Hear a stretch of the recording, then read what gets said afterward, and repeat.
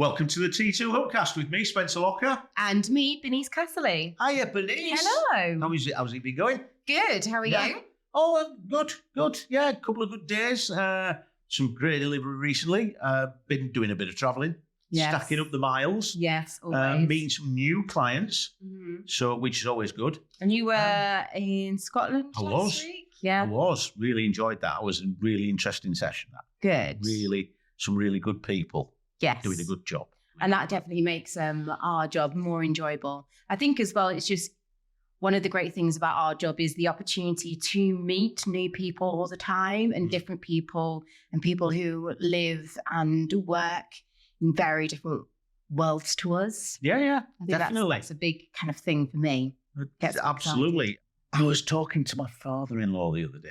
Right, I don't want to turn into a northern comedian. My father-in-law. No, I don't want to turn into a northern comedian. I was talking to my father-in-law, and he said, "You're really clever, aren't you?" Like, no. Well, why would you say that? And he said, "Well, you work with all these people." I said, "What do you mean?" He says, "Well, you work with the NHS, you work with fire and rescue, you work with military, you work with communications, you work with businesses, you work with manufacturing, you work with sports, and you work and you these people pay you for your knowledge, and I'm like, yeah." He says, "So how do you know about all these things?" I don't. I know about people, and that's what all these things share. Yeah. So when we start talking about difference and meeting different people, and I think that's one of the things that makes this job particularly good for me. It's because you don't know what you're getting. Yes. And usually it's people sat there going, I don't know, we've got a problem, or have we got a problem, or how could we do this better? Or, you know what, we're doing really well here, how could we better? And there's all sorts of different things. And it's like when we deliver those day one, those leading yourself days, and somebody might turn around and go, "You've done thousands of them, you're not bored?" No. Because when I'm out there, particularly when we're doing like print and things like that, then you're delivering print, and we can talk about a certain combination of print unconscious motivators. And you say, "Oh, this might mean that you do this," and they sort of say, "Well, it looks more like this." And you're like, "Really? Give me more. Yeah. Tell me more." Because I hadn't looked at it from that perspective. I've never really considered that. But that's really interesting intelligence, because they're coming and saying, actually, it's similar to that, but it looks more like this, and this is how I perceive it. Like, right, okay. Good stuff.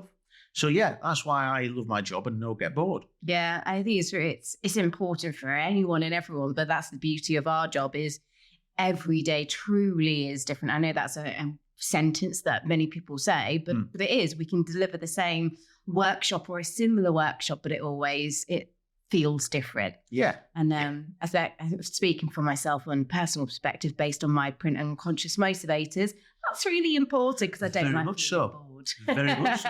But I've got a question for you. Yes. Are you happy? I'm really happy because it's payday tomorrow. So yeah, ask me tomorrow. I'll be jumping around like Tigger. Yeah.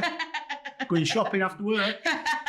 Getting some food. Not going to be living on dust and twigs for the next month.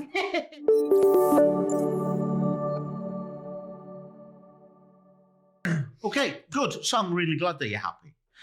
Because one of the things that I wanted to talk to today was this 7 harsh truths from Harvard's 85-year study of happiness, which obviously you knew about before we came in. Obviously, I'm not going to just drop things on you. I know, on me, Spence. But yeah, if we can consider these 7 harsh truths, I think I won't say the 7 lessons. I do believe that people can take from these what they want to take, and they can apply it how they want to apply it. But when we sort of say, happy, are you happy? And some people go, fair to middling, well, I'm all right, mustn't grumble, won't moan because nobody ever listens. Yeah, that sort of thing, yeah.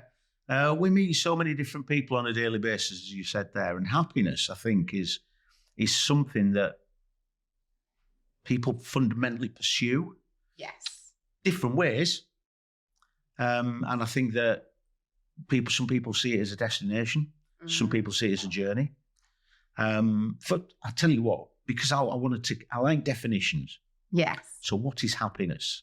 So I did a little bit of reading, and I like it when something comes back and goes, what sort of happiness? And I'm like, ooh, what does that mean? So hedonic or eudaemonic happiness. So hedonic well-being and happiness is I'm enjoying myself right now. Yeah. Pursuit of pleasure, avoidance of pain. Yeah. Yeah. So remember when we talk on these day ones. Yeah. So that's hedonic well-being. It's something that is, you get a fix. Yes. Yeah. Okay. It's temporary and it's, and you know what? We all need a bit of balance, and it's part of that balance. The other one, that eudaemonic is life is satisfying and meaningful regardless of what is going on outside of the current moment. Yeah. Yeah. So this is authenticity, meaning, virtue, and growth. So this is long-term happiness. This is something that is, I am authentically enjoying it. This is something, I have purpose, I have meaning, I have something that I'm pursuing, rather than the hedonic, which is in the here and now. The eudaemonic is more about the long-term, So actually, eudaemonic is a Greek word. And if you literally translate it into the English language, it means good spirit. Which makes sense, doesn't it? Really, So when we start talking about the fix for the hedonic, the eudaemonic is a flow. So when we start talking about flow state theory, about challenge and support and feeling in that flow period, it's actually being good. So hedonic, doing what feels good. Eudaemonic, doing what feels right. Yes. Yeah. So when we start thinking about that, we're like, right, okay. So now we can see that some people might have an imbalance. Some people might have more hedonic and less eudaemonic. Maybe younger people. What do you think about that? Yeah. Yeah. In regards to younger people and older people, or well, that and anything else that you've got to say. I think taking it back to what you said a moment ago in regards to happiness, what is that and what does that mean? It's something that, as you said earlier, you could ask anyone, are you happy? And you get like a real basic response. It's, I'm okay. Yeah, I'm okay. I'm all right. I'm fine. I did it as well. But that happiness, it's a feeling. And as you describe it, it's a state. I think it's really hard to truly identify what that looks like or what the answer is. Sometimes for people, it's a case of yes or no. Some people find it really difficult to say yes or no to that, because it might be that they don't understand what happiness is to them.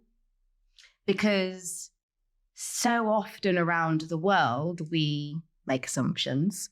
We compare ourselves to others. We are completely bamboozled by thousands of images and statements on the internet that we didn't have thousands of years ago.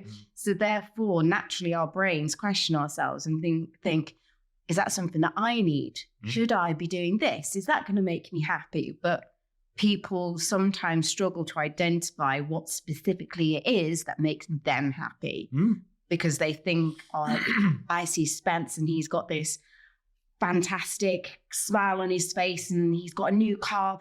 Does that mean that I need a new car because that'll make me happy? They're happy because that's in their harmony in their lives. If I do that, will that make me happy? Yes. So yeah, very much so. I fully concur. Because when we say we've got a balance, we've got to have to have the eudaemonic long term, and we've also got to have the hedonic. We've got to have that balance. Yeah. However, if it's out of balance, so this is one of the things that I was talking about with younger people. Yeah. And I'm not saying this is the case of all younger people, but that hedonic, living in the moment, living in the now, doing what makes me happy now. Yes. And getting to the point where it's almost, and I would love to use a different word, but I'm not going to, addictive. So doing things that this gives me pleasure, so I'm going to do more of it. Yes. And the thing is, over a period of time, you become sort of immune to the hedonic effects. So you got to do more. You got to do bigger. You got to do bright. Yeah. Yeah. So over a period of time, if you immerse yourself in the hedonic, then there's that capacity for you doing bigger, better, more dangerous stuff, potentially more dangerous, more threatening stuff in the pursuit of this high, this fix. Yeah. Many of us have done that when we were younger, and then actually we regain a little bit of balance where we find a little bit of purpose. Yeah. Find something that we can sort of absolutely sort of commit to, I suppose, whether it's a relationship maybe, or maybe it's a different pursuit or something else. But we can potentially regain that balance. So sometimes it might go the other way, where we don't have any hedonic, but we've got very much more of the long term. Yes. So, yeah, that's quite an interesting thing to think about. And I think you are right. I think often, and it comes up in loads of different studies as well, but people of a younger generation, some studies even say kind of 40 and below as well, where you're still classed as a kind of a younger adult, let's say. But this is also where sometimes we are chasing that short-term happiness based on what we think that we need. But actually those people who are of an older generation can probably relay specifically what they truly needed at that moment. May very well be, yeah. Reflection, and also as well that realization that actually I shouldn't be comparing myself or my situation to others, and I should just be focusing on me, what I need. Because I suppose the actual specifics of all this is going to be very personal. Yes. Because, and we'll come on to the sort of social media thing where, well, they're doing that and they're happy.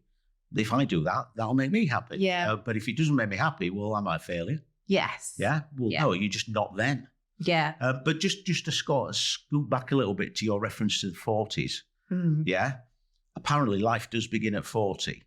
Because up to that point, you're learning and researching. Developing as well. Yeah. So when you get to that 40 period, it's like, hey, qualified now. I've got my certificate from the School of Hard Knocks. Where we go. Yeah. Excellent. Okay, so let's just have a look at these 7 harsh truths from Harvard's 85-year study of happiness. So, number 1, the key to a happy life is quality relationships. Right. So this is interesting. Quality rather than quantity, not the number of friends we have, rather the depth and authenticity of these connections. Yes. Yeah. Cultivating meaningful relationships takes time and effort, but the rewards are immeasurable. Yeah. Yeah. So what we're looking at here is you're going to have friends, you're going to have acquaintances, you're going to have relationships. Some are going to succeed, some are going to fail.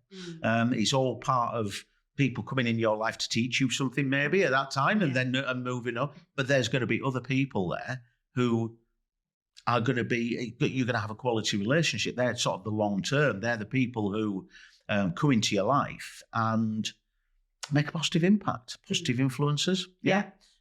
Somebody was saying, or I remember saying something about, you are the sum of the 5 people you spend the most time with. What does that look like?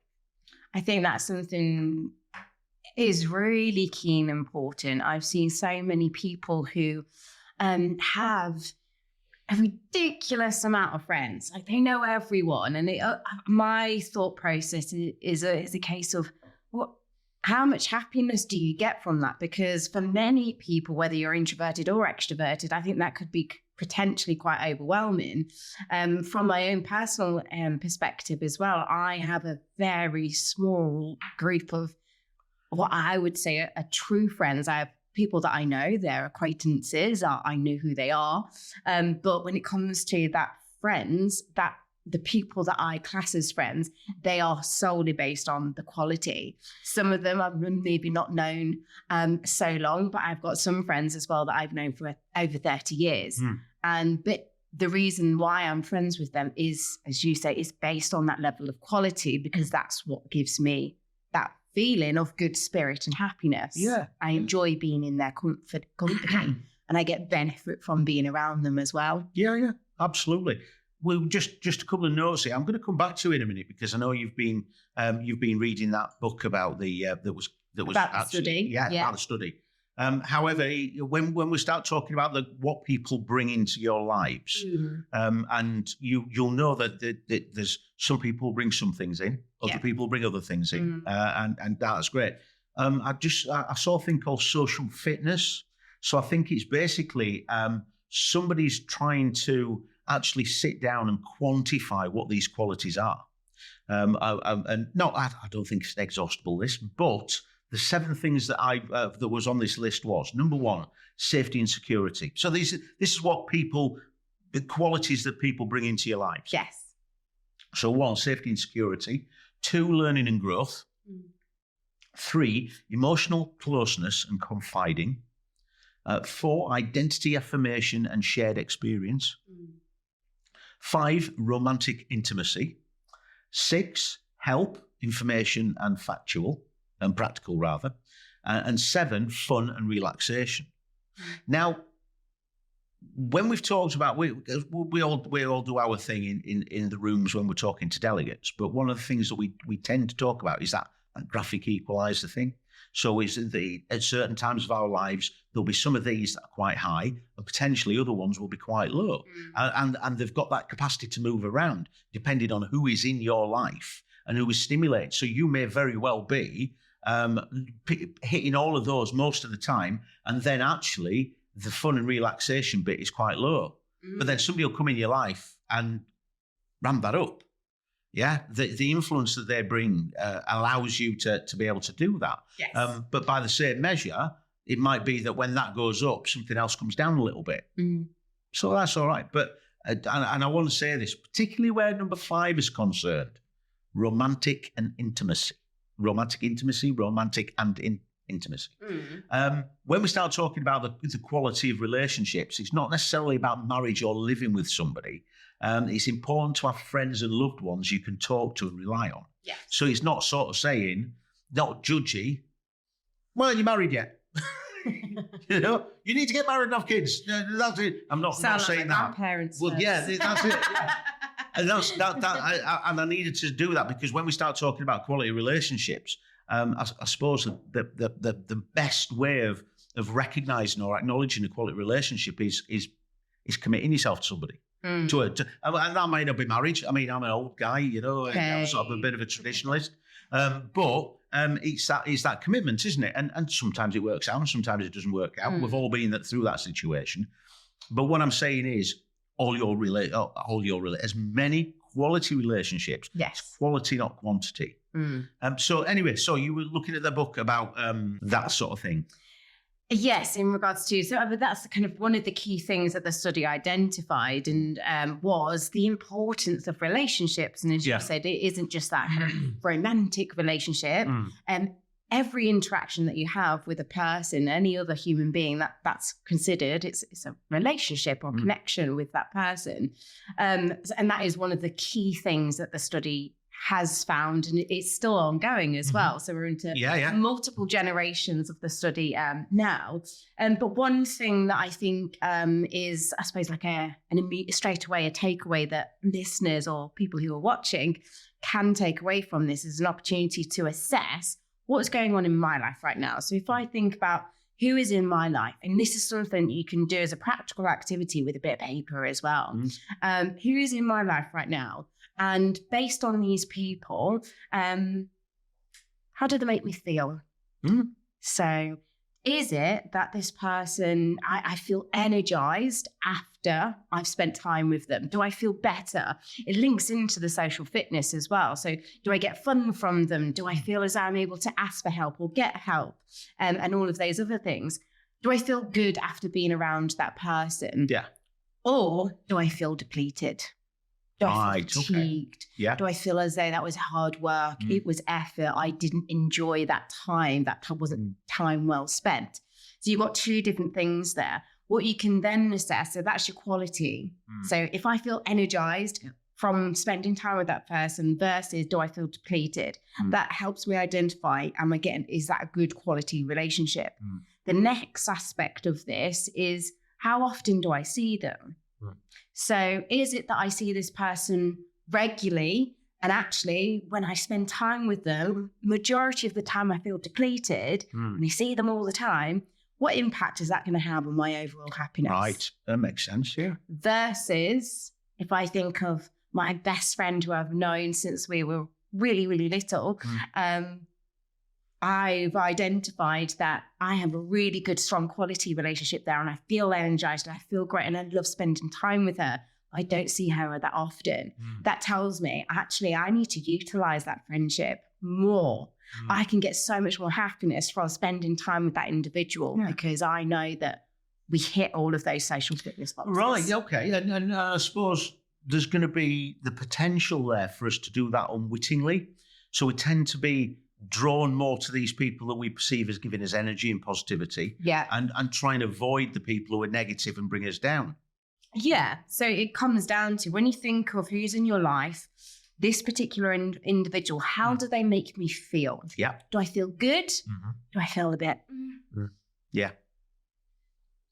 That tells you whether or not you've got a good quality relationship. Sounds good to me. And Excellent. then assess the frequency of it. Yeah. Is it that I spend lots of time with that person and I feel a bit, that tells me that's a friendship that I maybe need to let go of because it's not giving me happiness. At least reassess. Yes, reassess is a better word. Yeah. I'm a bit more brutal. Go on. You're dead to me. You're dead to me. Yeah. Okay. Second, number 2, loneliness is deadly. Chronic stress. So when we start talking about this, we're not talking about introverts, the difference between introverts and extroverts and things like that. Yeah. What we're talking about is social isolation. Social isolation can lead to shorter lifespans, increased vulnerability to various diseases, and a pervasive sense of reduced well-being. Now, obviously, in the recent history, pandemic, social distancing, and not only that, but we can start thinking about sort of older members of the community. So they're going to be isolated, potentially feeling isolated. People are feeling isolated from their families, their friends, and things like that. But we're in a different time now. We're moving forward. But does this make a mark? If it's something that you've been through, is this something that might inspire you to go out and challenge that loneliness and get more? Or is it something that you sort of sit in and go, I don't like this, and I'm not going to do anything about it? Yeah, that's dependent on your mindset, how you perceive it. Some people naturally would sit in it and think, here I am lonely and I'm not enjoying myself. I'm not truly happy. But some people accept that because they think that's what they deserve. Yeah. Whereas other people, completely different. And it's a case of, you know what, I'm not feeling great at the moment. I am feeling lonely. So you know what, I'm going to do something different and I'm going to do something about that. That's going to be based on how you view that situation. Yeah. So again, we can look at this with a bit of a, I suppose, one eye on challenge and threat state, can't we? So we'll or even so our sense of purpose. Yeah. Am I traveling? Am what I am doing, or is what I am doing something that I want, or is it because I don't want that? Yes. Yeah. Am I moving towards what I want or away from what I don't want? Yeah. And that's whether it's something you want, which is positive and challenging, something negative, well, I don't want that. I don't care where I go, just as long as it's not there. That's quite negative, isn't it? Yeah. You've got a negative sort of influence there. And if you go back to the previous point around the qualities, let's say, for example, I'm someone who I don't feel that happiness, however you define that. Yeah. I'm not feeling happy at the moment and I'm actually feeling quite lonely, but based on past experiences and past relationships, friendships, whoever those people are, if the quality of those is low, then am I going to want to seek out to those people? Probably not. No, I might actually prefer to be a little bit lonely because I know that those aren't people that's going to give me the boost that I need or fulfill that loneliness. Yeah. Yeah. I get it. Totally agree. Yeah. Totally agree. Number 3, being introverted is not a disadvantage. So again, this is, I suppose, is a bit of a play on the quality versus quantity bit. Yeah.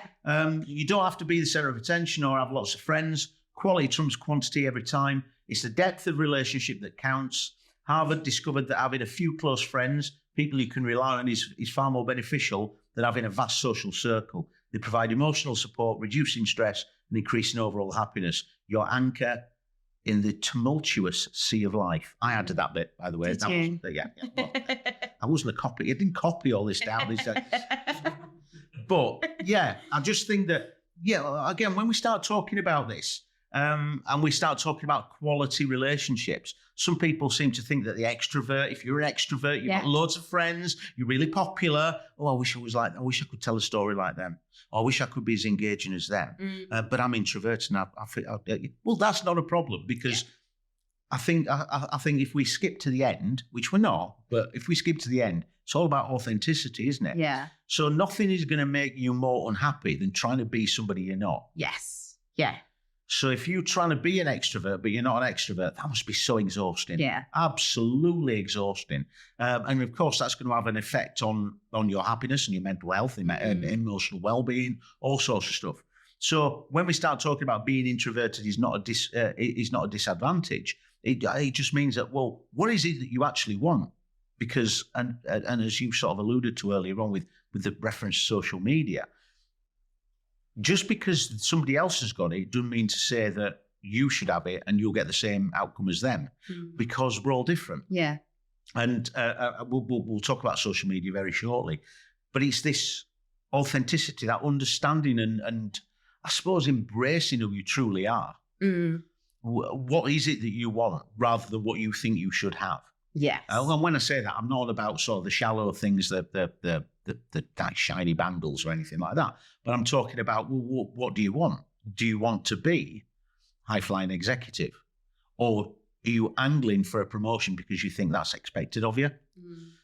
Is that truly what you want? I mean, don't get me wrong. If it is what you want, great stuff, go for it. But there's so many people out there. I say so many people. There are a fair few people out there. I mean, we've talked to people when we've done executive coaching, and they've come and they've sort of talked about promotion to a more senior level, and they may not have got that promotion, and you're sort of saying, well, that must be a bit rough. Well, no, I don't really want it. I went for it. I applied for it because I thought that was expected of me. Yeah. So they're not actually complaining about not getting promoted, but why didn't they get promoted? Well, actually, is it you? Yeah. And I think you've made a really good point there in regards to kind of human beings very rarely know what it is that they actually need. I mean, in the book The Good Life, which is written based on the Harvard study that's still running now, in the book itself, they mention in there that so often part of the one of the questions that they ask people is, what makes you happy?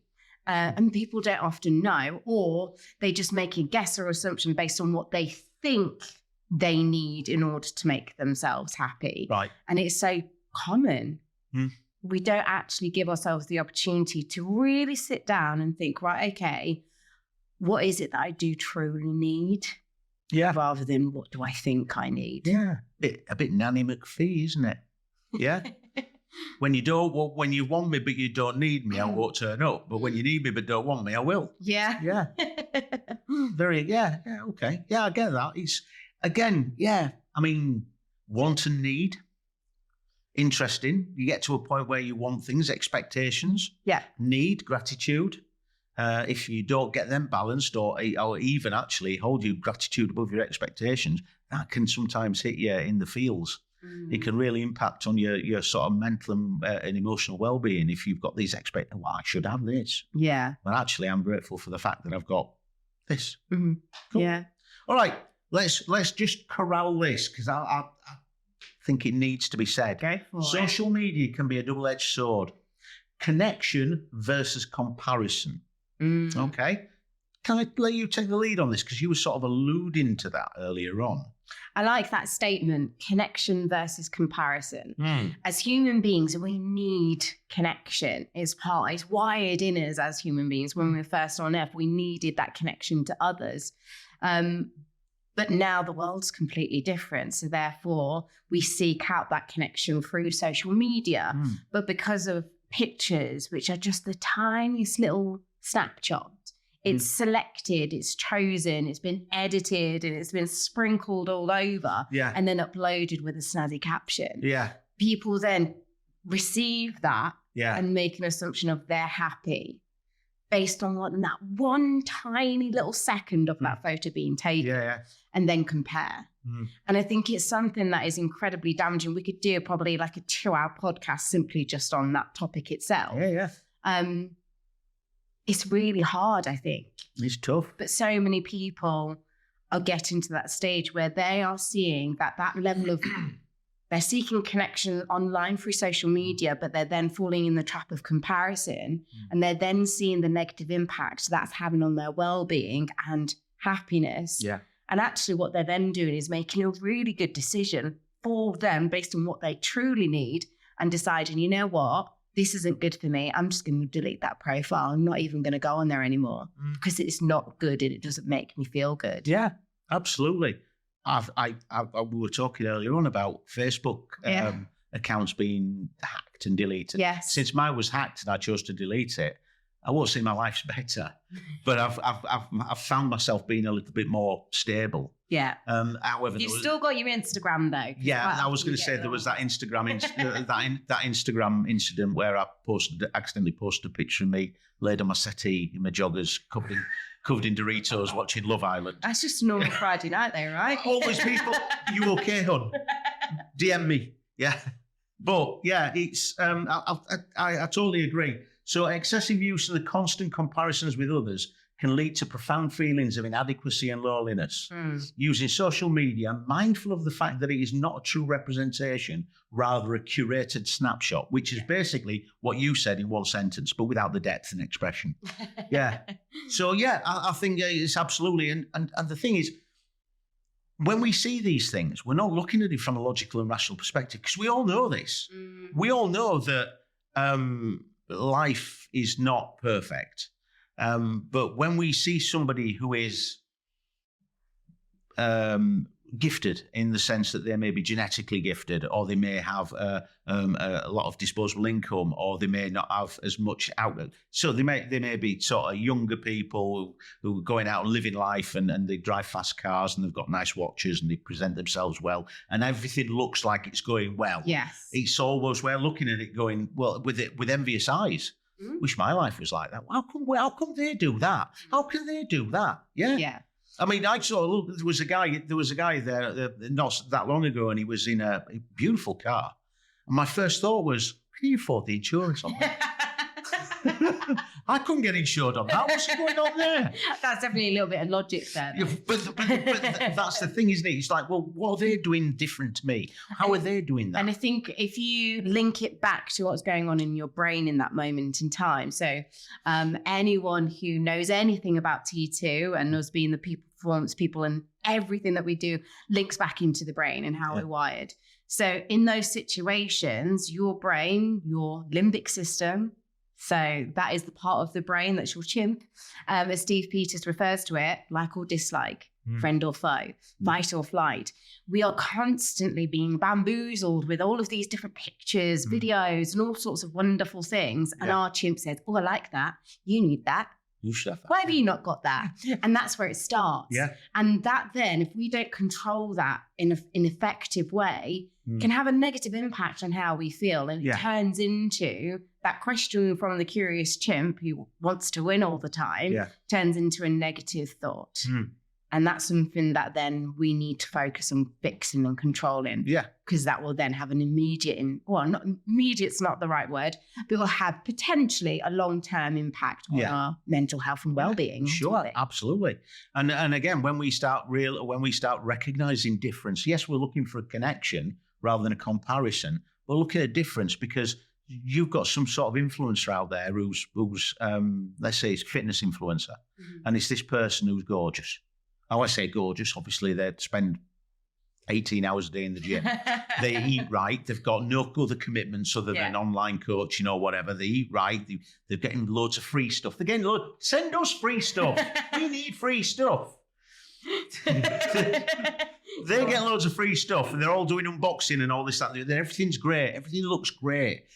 And then you're sort of saying, well, if I do that, if I go on their coaching, if I do what they do, then that can happen to me. But you've got a job, you've got kids, you've got a dog, you've got to travel with work, so all these friction points, all these little was going to stop you from spending 18 hours in the gym and eating all the right stuff at the right time and all this. So you can't do you're not going to get what they get. No. So 4 months down the line, when you've spent a king's ransom on going on. And I'm not decrying, I'm not saying that this is the same with all online fitness influencers, but you spend a certain amount of money. Yeah. You're going to get to the point where you're not getting what you want. You're not getting, I mean, don't get me wrong, you might be getting results, but now you're sort of looking in the mirrors. Have you noticed mirrors aren't created equally? I've got mirrors in my bathroom, Tom. I've got mirrors in my bathroom that make me look cut. Oh, yeah. I look spectacular. I know what you mean.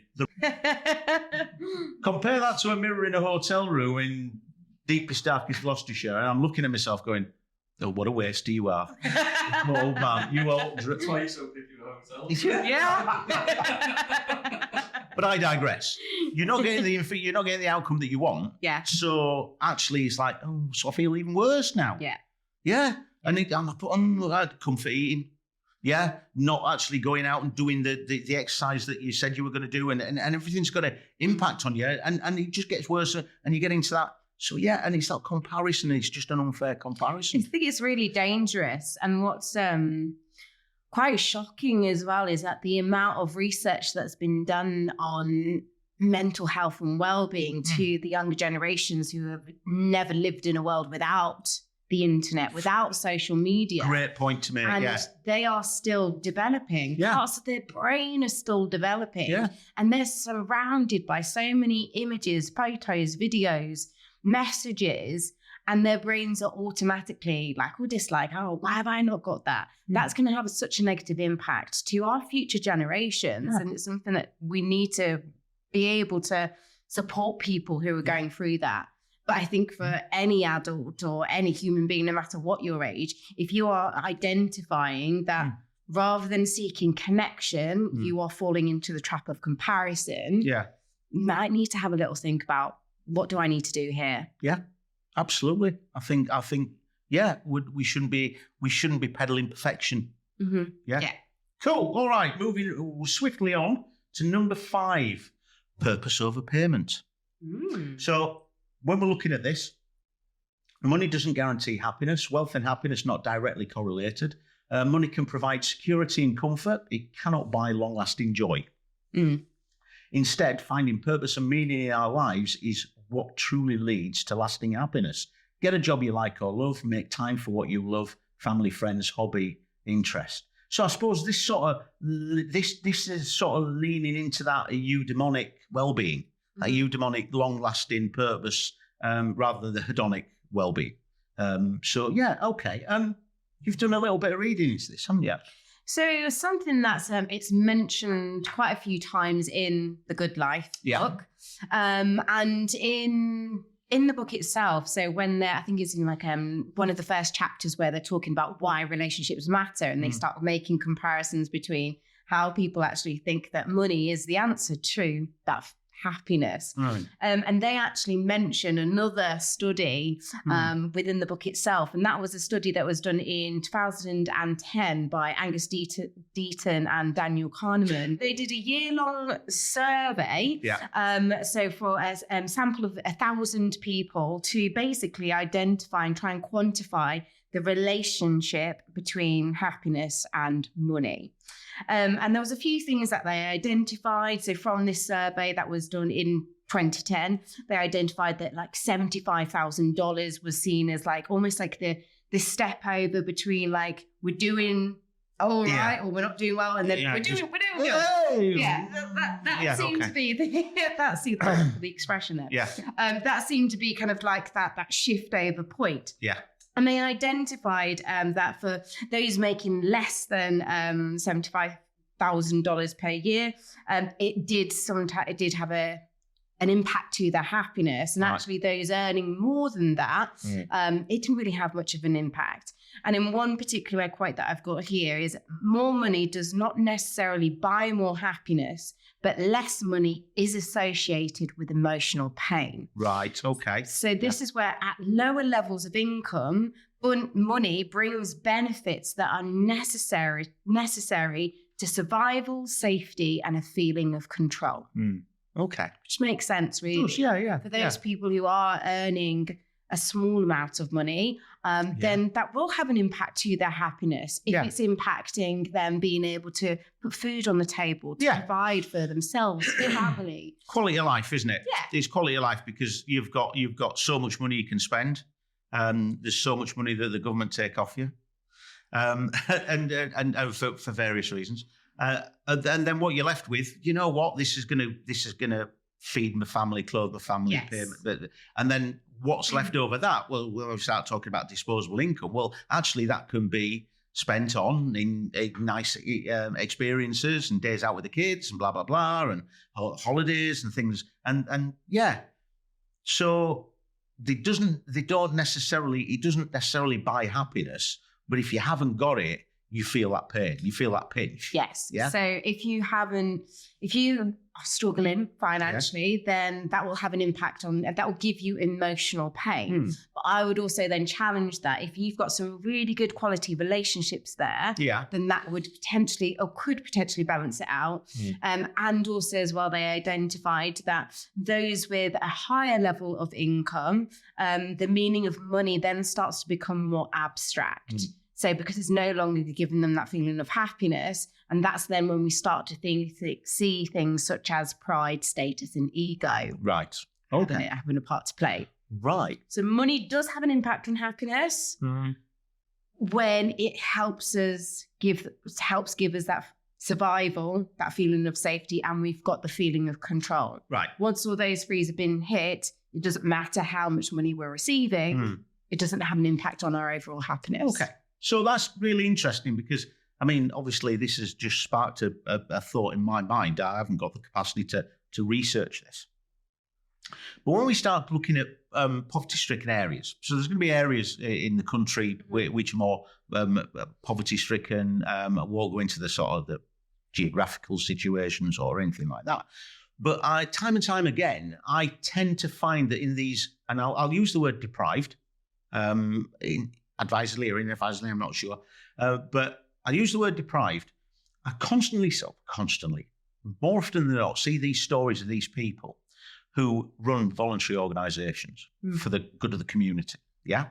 So now what we're looking at is somebody who isn't necessarily in a position where they've got money dripping out of them.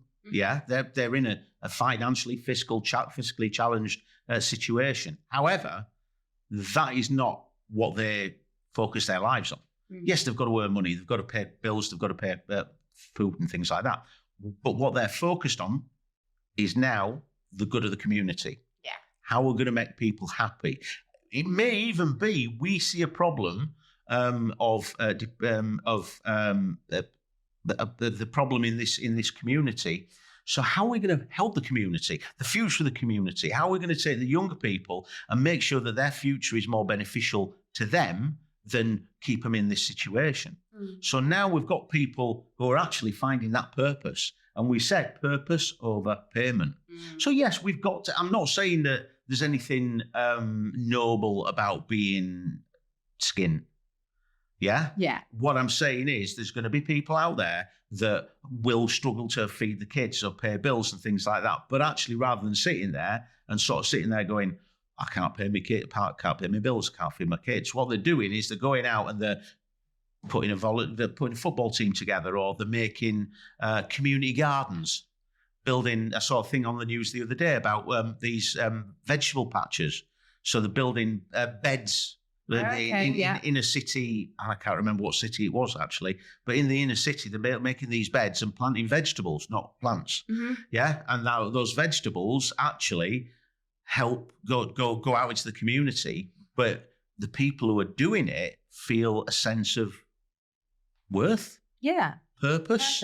Yeah, and they're learning, and not only that, but you've got younger members of the community who've seen this act and going, well, it's more than just about me. Yes. It's about the community and how much we can give to the community. So actually, there's a lot going on there. And I'm not sort of saying that this should be prompted by a lack of funds or anything like that. But what I'm saying is purpose rather than payment. It's that. And if you've got a job that you like, then that's brilliant.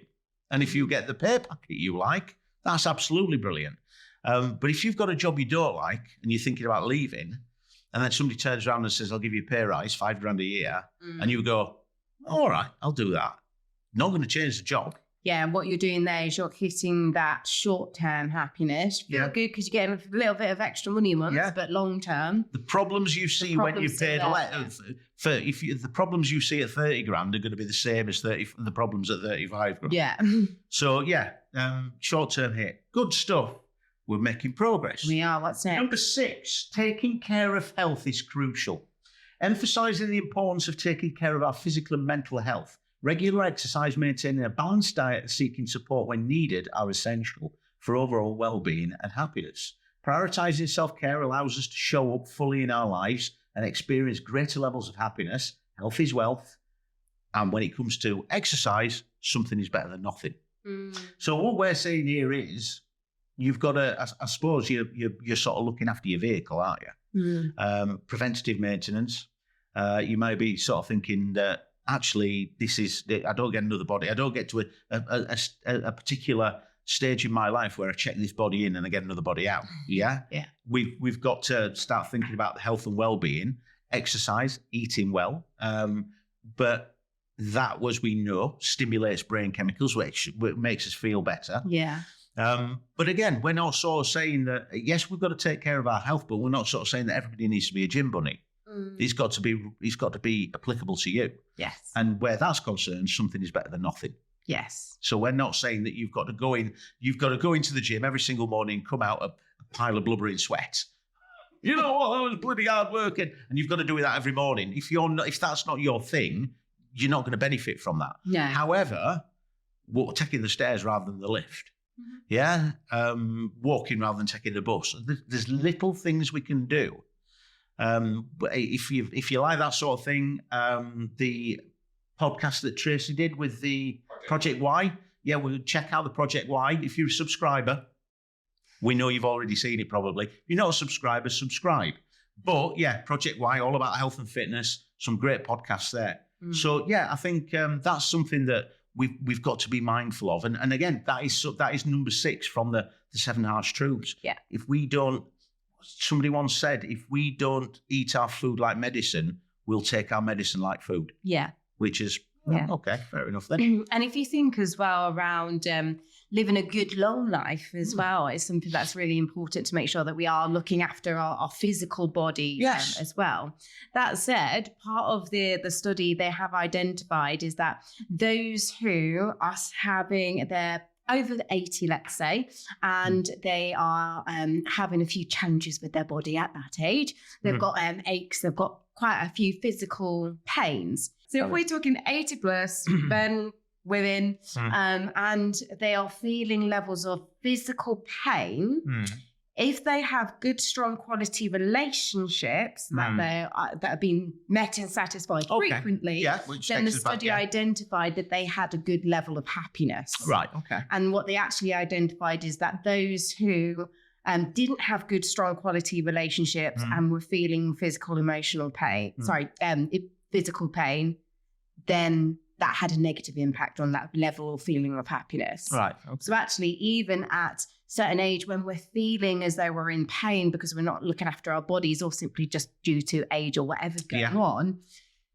if we haven't got good, strong quality relationships, then that we're going to have a bigger impact. Magnify it. Yeah. Oh, I get, It's really interesting. Yeah. Very much so. Very much so. So it links back to that first point. Yes, certainly. Very much. Yeah, absolutely. Okay. Last one on this list, and then we can sort of break it down a bit. It's never too late to improve happiness. So regardless of age or life stage, you can make positive changes, cultivate meaningful relationships, pursue passions and prioritize well-being, embrace the belief that you have the agency to shape your own happiness. Let this knowledge be your guiding light to a more fulfilling life. Ooh. I wrote that. Incredible. So inspiring. Well, yeah, that's it. Well, yes, thank you. Yeah, I'm expecting you to superimpose some blue skies and things behind you. But okay. So I think this is quite reassuring in the sense that listening to everything we've talked about so far, or if somebody's reading the article, it might be, well, you know what? I haven't got very many friends. I haven't got very many friends that I trust or I've called it relationships with. I'm a bit introverted. I struggle to get out there. I don't get much opportunity to get out there. I don't particularly like social media or the internet, or maybe I have a poor relationship with social media or the internet. I haven't got much purpose in my life. I might not have much money in my life. So it may very well be we get down to there and it's like, well, it's looking a bit bleak. However, that last bit there, it's never too late to change. Yeah. So when we start talking about, right, where we said that we mentioned earlier on, am I running away from that or am I moving towards that? So I don't want that. Okay, so let's reframe this. So if you don't want that, what are you going to do to not get that? Yeah. So now we're getting positive. We're getting, what can we do about this? What small changes can we make? Yeah. Yeah. And again, we're very unrealistic to expect complete changes. It's very unrealistic to think, right, I'm going to have a garage sale. I'm going to get rid of all the negative things in my life. I don't care what I get from, but I need to make space for the positivity. I need to make space for the realism that what I can choose. I'm going to take charge. We can do that, but it's got to be to your own. You've got to be authentic, and I think this is the absolutely underlying thing for the whole thing is that authenticity. So if we can be authentic in all things, I mean, we talk about this when we start talking about print, unconscious motivators. When we start thinking about those unconscious motivators, if they're compromised, we're in shadow. We're not happy in shadow. Yeah, exactly. Yeah. But if those are not compromised, then actually we'll spend more time in best self, which could be construed as happiness, but a level of positivity. Yes. We're actually achieving our unconscious motivators on a daily basis, positively and proactively. So you do you. Yeah. Really important you do you. Identify what it is that you truly need. What is it that you enjoy as well? Where is it that you get that feeling of happiness, which is what we're talking about today? I know for myself. So a few years ago, kind of just straight after kind of the pandemic, a relationship breakdown, spent all of this time feeling really lonely as someone who's extroverted, who likes to be around people. And I came out of the pandemic in that situation where actually I need to be around people. It's where I get my energy, but the quality of friendships that I had at the time weren't great. Right, so therefore it just added to that feeling of loneliness. And actually I knew I had to always sit down with myself and think, right, okay, what is it that gives me that feeling of enjoyment and happiness? Something that, something that's I'm unconsciously motivated towards enjoying myself and being happy. So it's like extra strong, that need. And for me, it's exploring, going out, being out in nature. I love nothing better than going out for a nice walk with the dog or a big hike, whatever it is. But I knew that I enjoy doing it, just me and the dog, but I get more enjoyment when I'm doing it with other people and I've got people with me. But I knew that despite me banging on about it with all my friends around me or family members, all of those different interactions and relationships with different people, no, that wasn't an interest to anyone. So it added to that feeling of loneliness. Yeah, I can go out and it makes me feel good, but I'm still not getting that connection with another human being. So therefore what I did was used the internet to help me in the situation, found a group online where I could meet people who had the same hobby, the same interest as me. And some of my best friendships that I've got now today, years later, came from that. Finding that. Connection. That was where, the connection and the right quality connection as well. Whereas I could have in that situation just thought, you know what, I'm just feeling really lonely and all of my friends they're not interested. Maybe it's me. Maybe I shouldn't be interested in this. Maybe I should be interested in what they're doing instead, going out and getting drunk every weekend. Sounds like a plan. Yeah. Sorry. But that's where it comes back down to what is it that gives you that feeling of happiness? Authentically. Yeah. It's important to you. Yeah. And I think definitely the thing that I think one of the biggest blocks to that is being your inauthentic self, being what you think you should be, rather than actually. And I think that could be a big. Thanks for sharing that, by the way. Yeah, I'm glad you used the word dog. There's the actual channeling of all goodness and happiness. Yeah. Yeah. Yeah. Okay, good stuff. Well, that's the 7 harsh truths. I think we've thrashed them out quite well. Yeah. Before we finish, I think it'd be really good just to clarify for people, what is the one thing that they can take away from this? Right. So yeah, we've spoken about authenticity, but if someone is watching or listening to this right now, and they are thinking, you know what, I'm not too sure what my level of happiness is right now. What advice? What can they do? Well, I think for me, and bearing in mind this is me being my authentic self, I'd probably do something similar to you and make a list. Yes. Yeah. Because if you try and just think about it, it can become overwhelming. Yes. I think that the brain chemicals and the various parts of the brain can interfere and can sort of colour your perception and inform your bias. So I think that sometimes it's nice to actually write things down, to sort of sit down and try and be as objective as possible. It might be names of people, relationships. It could be this when we start talking about the social fitness thing. Yes. Writing that social fitness checklist down, just for the benefit of everybody.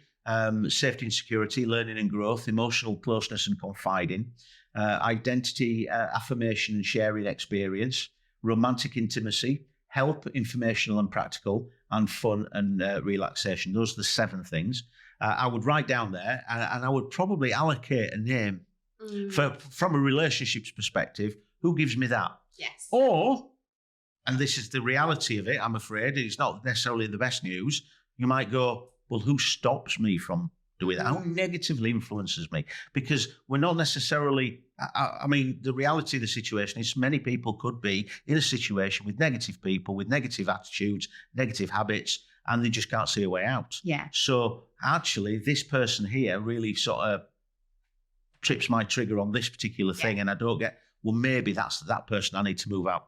Yeah. Yeah. But when I move these people out, how am I going to replace them? So now we can start thinking about social media being a tool for connection, purpose over payment, doing voluntary work or something, gaining some purpose, taking over health and fitness. You might actually open yourself up to a new circle of friends and people there. Being introverted is not a disadvantage. Well, and loneliness is deadly. Yeah, that also I'll link into it. But I think that's all the authenticity, the power of making change. But don't make change for change's sake. Definitely. I think using that list and being able to sort of make those identifications of going, right, so who am I going to keep and who am I going to cut free? Yeah. Yeah. And again, that's when your authenticity and your honesty. So let's think about 2 things here. Motivation and discipline. So your motivation to do this is that you're not happy with your lot in life. The discipline you have to demonstrate is doing it. Yes. You can talk about it, you can think about it, you can read a book about it, you can see somebody else doing it, but doing the thing is only doing the thing, and you've got to be able to do that. And it can be so empowering, but it can be so scary. Oh, yeah. Yeah. Yeah. And I think when it comes to happiness, what is it that gives us happiness? I mean, this study is still ongoing now. It's been going for over 18 years now. And the thing that they have identified is that relationships matter. Yeah, absolutely. Really important. So yes, in life, be authentic to yourself. Identify what it is that you truly need, not what you want based on social media, what you assume you think you might need. Yeah. What is it that you truly need? Where is it that you get your good boost of happy chemicals, where you makes you feel good? Yeah. And who have you got around you? Because ultimately, to live a long, good life, we need to have good quality relationships around us, and those good quality relationships need to be frequent. Yes, as well. You'll be nurtured and fed. Yes. Excellent. Thank you very much, Bernice. Always a pleasure, as I said before. That's it for this T2 Hubcast. See you again for another T2 Hubcast very shortly. Bye-bye now.